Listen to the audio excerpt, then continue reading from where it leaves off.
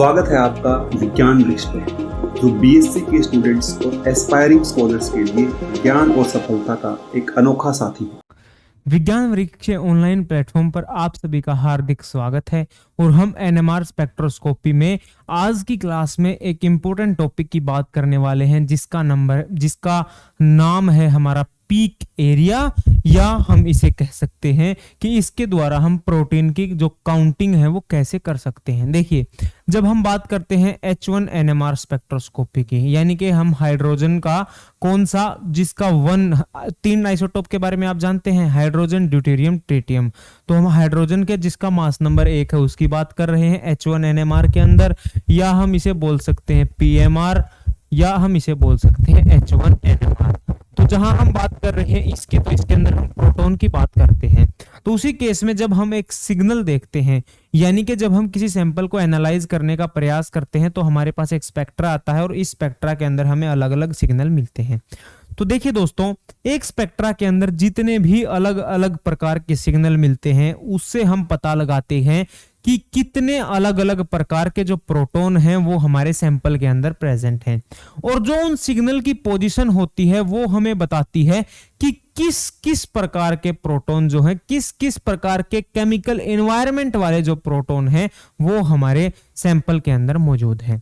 तो उसी पर जब हम एक पीक देखते हैं एक सिग्नल की, जब हम बात करते हैं उसकी इंटेंसिटी की, तो की सिग्नल की इंटेंसिटी क्या होगी, यानी कि जब हम बात कर रहे हैं एक पीक के एरिया की, एक पीक के अंडर जितना एरिया होता है, किसी कर्व का जो एरिया होता है उसी को हम बोलते हैं सिग्नल की इंटेंसिटी। तो पीक एरिया क्या है और इससे हम प्रोटॉन की काउंटिंग कैसे कर सकते हैं वो आज की क्लास में मैं आपको सिखाऊंगा। तो थोड़ा सा देखिए एक बार आपसे क्या यहां से जानकारी जो है आप कलेक्ट कर पाते हैं। तो आपको बताया गया है कि the number of signal in PMR spectrum of an organic compound tell us about the different kind of equivalent proton. क्योंकि आप जानते हैं कि एक जो इक्विवेलेंट सेट होता है या एक सेट होता है जो इक्विवेलेंट प्रोटॉन का, वो आपको एक सिग्नल देता है, और जब आपके पास इक्विवेलेंट जो नहीं होते प्रोटॉन, यानी कि हमारे केमिकली और मैग्नेटिकली जो नॉन इक्विवेलेंट प्रोटॉन होते हैं, उनका एक अलग एब्जॉर्प्शन वैल्यू के ऊपर हमें सिग्नल मिलता है। तो जो हमारे पास इक्विवेलेंट प्रोटॉन होते हैं, इनकी बात कर रहे हैं, वो हमें कहां से पता चलता है, जब हम एक सिग्नल देखते हैं किसी भी एनएमआर इंस्ट्रूमेंट के अंदर। तो सिग्नल हमने देखा और जो उनकी पोजीशन होती है, देयर पोजीशन, और उनकी जो या केमिकल शिफ्ट, क्योंकि हम क्या जानते हैं, हम जानते हैं कि हम केमिकल शिफ्ट हमने इजाद कर ली है, क्योंकि जब अलग अलग लैब में अलग अलग इंस्ट्रूमेंट के माध्यम से हम सिग्नल देख रहे थे, तो एक ही सिग्नल, एक ही टाइप के सैंपल का जो सिग्नल था वो अलग अलग वैल्यू पर आ रहा था, क्योंकि हमारे पास इंस्ट्रूमेंट की फ्रीक्वेंसी अलग अलग थी। लेकिन केमिकल शिफ्ट ने है सारा का सारा खेल खत्म कर दिया। तो जो उनकी पोजीशन और केमिकल शिफ्ट थी वो हमें बताती है कि कितने टाइप के जो प्रोटॉन हैं वो हमारे पास प्रेजेंट हैं। उसके बाद हम बात करते हैं इंटेंसिटी की।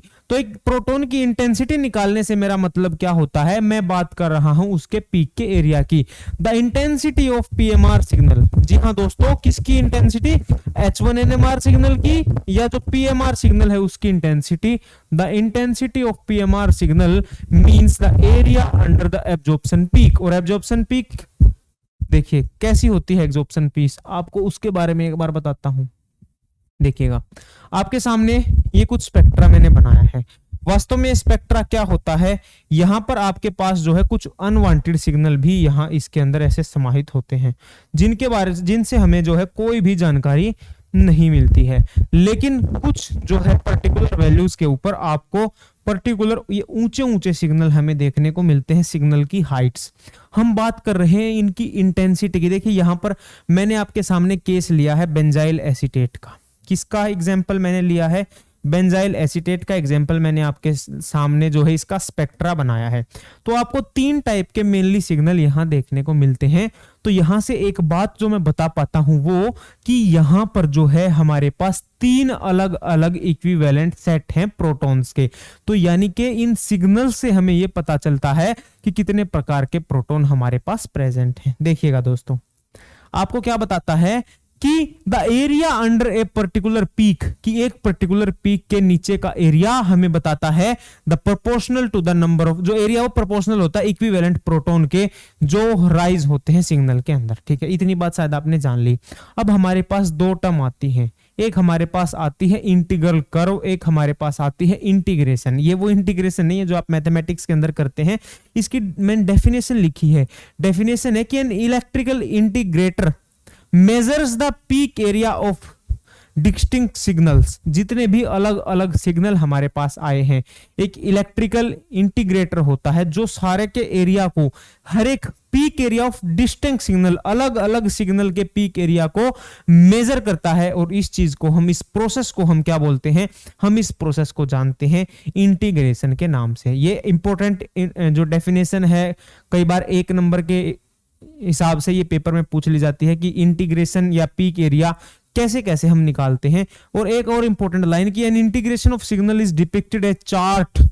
चार्ट क्या होता है कि जब आप किसी सैंपल को एनालाइज करने की कोशिश करते हैं तो जो आपका इंस्ट्रूमेंट होता है वो आपको एक चार्ट के ऊपर या एक पेपर के ऊपर क्या करता है, आपको एक डायग्राम, एक ग्राफ बना करके देता है जिसके अंदर बहुत सारे सिग्नल होते हैं।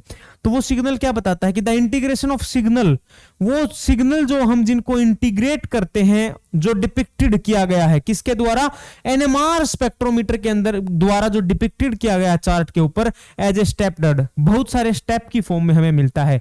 और उन स्टेप को क्या बोलते हैं, उन स्टेप को हम कैलकुलेट करके, मतलब स्टेप की वैल्यू को जोड़ जोड़ करके हम इसकी इंटेंसिटी का पता लगाते हैं और उसे क्या कहते हैं, that is called integral curve. उसे हम इंटीग्रल कर्व के नाम से जानते हैं। देखिए शायद आपको थोड़ा सा कुछ चीजें जो हैं वो दिक्कत सी महसूस हो रही होगी क्योंकि थोड़ा सा एक अलग सा प्रोसेस यहां हमारे सामने आया है इंटीग्रल कर्व का। लेकिन अभी आपको मैं एग्जांपल की सहायता से बताऊंगा कि ये सारी की सारी जो यहां पर कहानी लिखी हुई है वास्तव में वो क्या है। पढ़ने में थोड़ी सी मुश्किल है लेकिन सीखने में जो है ना बहुत ही आसान है। देखिए एग्जाम्पल के माध्यम से चलते हैं और फिर मैं आपको सिखाता हूं कि कैसा कैसा आपके सामने प्रोसेस है। थोड़ा सा आगे चलते हैं दोस्तों। देखिएगा दोस्तों, आपके सामने मैंने एक स्पेक्ट्रम बनाया है हमारा बेंजाइल एसीटेट का। तो बेंजाइल एसीटेट के जो स्पेक्ट्रम में हमारे पास जो 3 सिग्नल हमें कुछ देखने को मिले, ये जो सिग्नल है इनकी जो हाइट है, यहां से यहां तक की जो हाइट आप इन 3 सिग्नल की देख रहे हैं, ये हाइट हमारी बताती है इंटेंसिटी को कि हमारा सिग्नल कितना इंटेंस है। या हम दूसरे शब्दों में बोल सकते हैं कि जो इसका एरिया है, कर्व के नीचे का area, area under the curve tell us about the intensity of the signal, या जो एरिया है वो हमें सिग्नल की इंटेंसिटी के बारे में बताता है। अब इसके माध्यम से हम प्रोटॉन की काउंटिंग कैसे निकाल सकते हैं उसके बारे में बताता हूं। देखिए 3 सिग्नल आपको दिए गए हैं, तो इनसे प्रोटॉन कैसे निकालेंगे वो बताता हूं। एक तो हमारे पास टेक्निक है कि हम इसके डिवीजन निकाल लें। जैसे कि मैं इस सिग्नल की बात करता हूं, इसके केस में बात करी तो मैंने देखा कि यहां जो इसके डिवीजन आते हैं, यहां पर ये 55.5 डिवीजन्स आते हैं इसके जो सबसे लंबी हाइट वाला सिग्नल है। ठीक है, उसके बाद जो दूसरा देखा हमने, इसके जो हमारे पास आए ये आए 22 डिवीजन्स। ये डिवीजन्स हमें स्पेसिफिक अलग अलग एग्जाम्पल में अलग अलग देखने को मिलते हैं। उसके बाद तीसरे में मैंने देखा ये यहाँ हमारे पास वैल्यू आती है 32.5, 3 वैल्यूज हमारे पास आई। ये हमने कैसे निकाला, ये पूरा ग्राफ होता है अलग अलग वैल्यूज। जब आप देखेंगे ना एनएमआर स्पेक्ट्रा तो आपको यहाँ डेल्टा वैल्यू मिलेगी, उसके ऊपर कुछ ऊपर वैल्यू मिलेगी, वहां से कैलकुलेशन करके आप डिवीजन निकालते हैं। तो डिवीजन देखिए अब क्या करते हैं, हमारे पास टेक्निक क्या है कि हमने पकड़नी होती है सबसे कम वाली वैल्यू। तो हमारे पास सबसे कम जो वैल्यू है वो 22 वाली है। तो हम क्या करते हैं, वो हम हर एक वैल्यू से सबसे कम वाली वैल्यू को डिवाइड करते हुए चलते हैं और उसके फिर हम, ये हमारा सारा प्रोसेस है प्रोटॉन निकालने का। देखिए आपके सामने लिखा भी हुआ है, आप इसको अगर लिखना चाहें तो ये अंडरलाइन कर देता हूं कि we may easily calculate the step height. कैसे, by counting the number of square, square को काउंटिंग करके। और कैसे काउंटिंग होगी स्क्वायर की, कि by dividing each area of the lowest area, by dividing हर एक एरिया को लोवेस्ट एरिया के साथ डिवाइड कर लेना है। तो देखिए आगे की स्लाइड पर चलते हैं और हम इसको करते हैं डिवाइड। देखिए सबसे ज्यादा मेरे पास कौन सी आई है, मेरे पास आई है 55.5। इसको मैं डिवाइड करता हूं 22 से। तो डिवाइड करिए, पहले सिग्नल की बात है। दूसरा मेरे पास आया है 22 पे, इसको 22 से ही डिवाइड कर देता हूं, ये तो 1 आ गया। अच्छा, तीसरे को मैं देखता हूं, मेरे पास आया था 32.5, इसको मैंने कर दिया 22 से। तो देखिए ये वैल्यू मेरे पास आती है 2.4 के आसपास ये वैल्यू आती है। ये वैल्यू आती है मेरे पास 1.48 के आसपास ये वैल्यू आती है। देखिए दोस्तों अब क्या है कि ये मेरे पास कैसी वैल्यूज आई, जो तीनों की जो तीनों हैं वो मेरे पास आई फ्रैक्शनल वैल्यू। तो अब मैं क्या करूंगा, मैं किसी एक पर्टिकुलर छोटी से छोटी उस वैल्यू से इनको मल्टीप्लाई करता हूं कि ये जो पूरी की पूरी वैल्यूज हैं ये एक होल नंबर में कन्वर्ट हो जाएं। ऐसा ही आपके सामने लिखा भी हुआ है। आप क्या करेंगे, द रेशियो और a simple multiple of it, आप क्या करेंगे, the relative peak area are turn into a simple whole number ratio, आप उसको एक सिंपल होल नंबर रेशियो में निकाल लेंगे। और द रेशियो और a simple multiple of it determine the precise number of proton in each kind present in molecule. आपके पास जो ये रेशियो आया है, आपके पास रेशियो कैसा आया है, 2.4 रेशियो 1 रेशियो 1.48। आपने इसको किसी मल्टीपल से मल्टीप्लाई करके इसको एक होल रेशियो में कन्वर्ट कर लेना है, होल नंबर रेशियो में। उस होल नंबर रेशियो को आप देखेंगे तो वो वहां से आपको क्या मिलेगी, प्रोटॉन की काउंटिंग मिलेगी। तो देखिएगा, मैं इसको 2 से मल्टीप्लाई कर देता हूं, उसके बाद मेरे पास लगभग कितना आएगा, 5 रेशियो 2 रेशियो 3, यानी कि ये जो वैल्यू आई है दोस्तों, ये हमें बताती है नंबर ऑफ प्रोटॉन्स।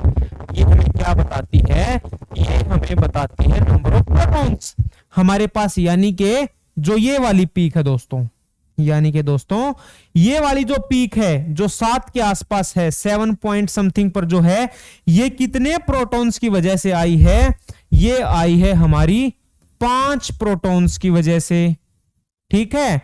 और ये आई है हमारी 2 प्रोटॉन्स की वजह से, और जो तीसरी वाली है वो आई है हमारी 3 प्रोटॉन्स की वजह से। दोस्तों देखिए, अब आप अगर आपको यकीन नहीं होता ना तो आप इसको क्रॉस चेक कर सकते हैं। क्रॉस चेक करने का तरीका कैसे, देखिए आपके पास स्ट्रक्चर देखिएगा, जब आप स्ट्रक्चर देखते हैं तो आप यहां देखिए ये CH3 है आपके पास, तो 3 हाइड्रोजन तो आपके पास यहां हैं, 2 हाइड्रोजन आपके पास यहां हैं, और साथ में जब आप इस बेंजीन रिंग की तरफ देखते हैं तो 1 2 3 4 और 5 हाइड्रोजन आप यहां देख सकते हैं। साथ में इस हाइड्रोजन की जगह आपका ये वाला ग्रुप लगा हुआ है।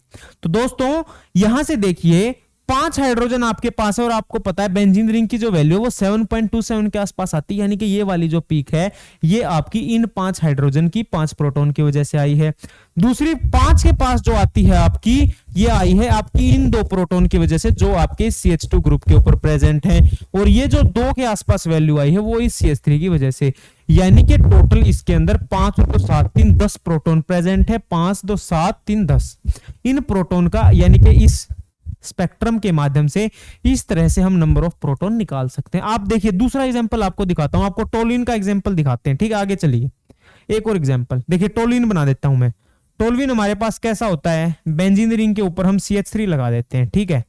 तो आप इसके अंदर देखिएगा 5 तो हाइड्रोजन यहां से 1 2 3 4 और 5, साथ में 3 हाइड्रोजन ये, तो टोटल आपके पास कितने हाइड्रोजन बनते हैं, 5 + 3 यानी कि 8 हाइड्रोजन बनते हैं। तो जब आप इसका स्पेक्ट्रा देखते हैं तो स्पेक्ट्रा के अंदर देखिए आपको क्या मिलता है, द स्पेक्ट्रम, ये किसकी बात है, ये टोल्यूइन की बात हो रही है। नीचे वाली जो लाइन है वो टोल्यूइन के लिए लिखी है। द स्पेक्ट्रम कंटेन 2 पीक्स, आपको 2 पीक मिलती है। एक तो आपको मिलती है डेल्टा 2.32 के कारण, किसकी वजह से, मिथाइल प्रोटॉन्स की वजह से। मिथाइल प्रोटॉन कौन से, ये वाले, इनकी वैल्यू आपको मिली 2.32 के ऊपर, और दूसरी तरफ आपको मिलती 7.17 के ऊपर। जी हां दोस्तों, ये किसकी वजह से, ये इन हाइड्रोजन की वजह से आपको वैल्यू मिली है, ये 7.17 एरोमेटिक प्रोटॉन की वजह से। तो आप देखिए देयर रेशियो ऑफ स्क्वायर्स, इनके स्क्वायर का रेशियो जब मैं निकालता हूं दोस्तों तो मेरे पास 6:10 आता है, 6:10 आता है। और जब इस रेशियो को मैं सिंप्लीफाई करता हूं तो 3:5 मेरे पास आती है। जैसे कि 6:10 आपके पास बना, 6:10 आप इसको काट दें, आप 2 से डिवाइड कर दें तो 3:5, तो यानी कि यहां से मेरे पास जो वैल्यू बन करके आई ये वैल्यू आती है 3:5। तो यहां से हम क्या बता सकते हैं, एक्चुअल नंबर ऑफ प्रोटॉन्स हम बता सकते हैं कि the actual number of methyl and the ring proton is 3 and 5, कि मेरे पास 3 और 5, 3 प्रोटॉन मिथाइल ग्रुप की वजह से, 5 प्रोटॉन जो है मेरे बेंजीन रिंग की वजह से यहां पर आए हैं। तो इस प्रकार से हम किसी पीक को देख करके उसके डिवीजन निकाल करके उसका रेशियो निकालेंगे। रेशियो निकालने के बाद हम, अगर हमारे पास फ्रैक्शन वैल्यू आती है तो किसी एक मल्टीपल से उसको मल्टीप्लाई करके उसको होल नंबर रेशियो के अंदर कन्वर्ट करेंगे। देखिए जैसे आपने यहां स्पेक्ट्रा देखा ना, ये आपने स्पेक्ट्रा देखा था, मैंने आपको बनाया बेंजाइल एसीटेट का, तो आपको 3 पीक दिखी थी। 3 पीक जब आपको ये दिखी थी तो यहां से अगर आप बात करेंगे किसकी, अगर आप इन 3 पीक की जगह आप यहाँ पर टोल्विन का स्पेक्ट्रा देखेंगे तो टोल्विन के स्पेक्ट्रा में आपको क्या मिलेगा, आपको ये 3 पीक नहीं मिलेंगी, आपको केवल 2 ही पीक मिलेंगी। एक ये पीक मिलेगी, साथ के साथ एक ये पीक मिलेगी, ये वाली पीक नहीं मिलेगी, क्योंकि स्ट्रक्चर ही क्या बताता है, यहां पर तो जो CH2 C double bond O वाला एक एक्स्ट्रा ग्रुप आ गया ना, तो यानी कि ये जो 2 प्रोटॉन है ये आपको नहीं मिलेंगे। अगर मैं यहां से इस सिग्नल को हटा देता हूं तो यहां जो स्पेक्ट्रा मेरे पास बनता है वो टोल्विन का स्पेक्ट्रा बनता है। अब आगे आपको बताऊंगा कुछ और इंपॉर्टेंट चीज, वो क्या है, वो ये है दोस्तों कि आपने देखा कि यहां पर एक पीक मिली इन 3 हाइड्रोजन के कारण, लेकिन वास्तव में क्या होगा, अब हमारे पास नॉन इक्विवेलेंट प्रोटॉन आएंगे। नॉन इक्विवेलेंट प्रोटॉन के कारण, इक्विवेलेंट के कारण भी, नॉन इक्विवेलेंट के कारण भी, देखिए नॉन इक्विवेलेंट के कारण तो एक की जगह 2 सिग्नल मिलने लग जाते हैं, लेकिन अब क्या होता है, कुछ ऐसे एलिमेंट आ जाते हैं, कुछ ऐसा इफेक्ट हमारे पास आता है कि एक सिग्नल ही कई सारे सिग्नल में स्प्लिट हो जाता है, जिसे हम बोलते हैं स्पिन स्पिन स्प्लिटिंग। और स्पिन स्पिन स्प्लिटिंग क्यों जानते हैं, क्योंकि ये सारा का सारा खेल हमारा स्पिन की वजह से होता है।